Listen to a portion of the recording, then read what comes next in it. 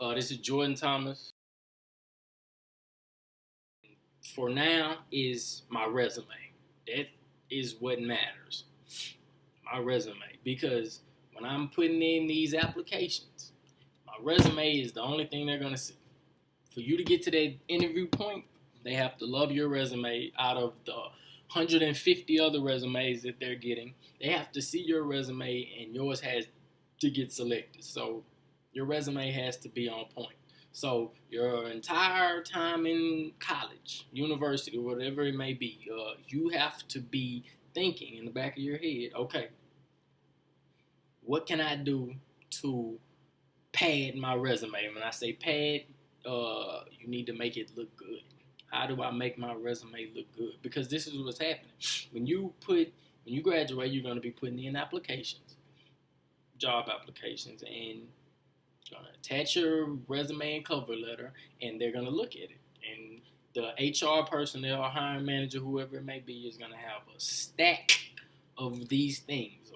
Well, not a stack, everything's automated now, but they're going to have a list of more than 100. I promise you. For every job you put in, there'll be more than 100 applicants. And they're going to fly through them. Because who's going to sit there and literally read all of them? No, you have to have something that's going to jump out at them. So your resume has to jump out, basically. So what do you need to do to make your resume jump out? First of all, you need to have skills. Yeah, you need to have skills. Sorry, I was looking at. You need to have skills, okay? You can't um you can't impress someone if you don't have abilities.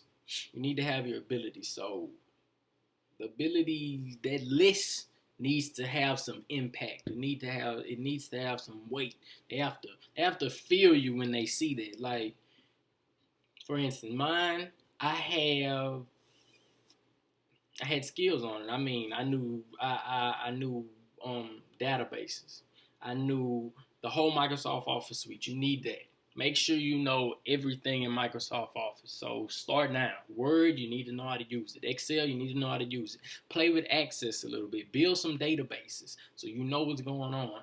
Microsoft Project. Definitely PowerPoint. You have to know PowerPoint. You have to know Excel and you have to know Word. So make sure you know those three for sure. And play with the other ones. Just play with them. Know what they do. Okay? So when you can put this stuff on your resume, you need to have these things. So Microsoft, that's the first thing you need to have on there. No databases. If you don't know what a MySQL database is, well, I'm sorry. Let me go back. I'm an IT guy. That's the field of business. If you know business, I was in MIS major. This is how, some of the skills that I had to pad mine. So find out what field you're going to be in, and then figure out what are the skills that they look for. And you need to have those on your resume. So freshman year, you're no longer in high school, you're a big kid now.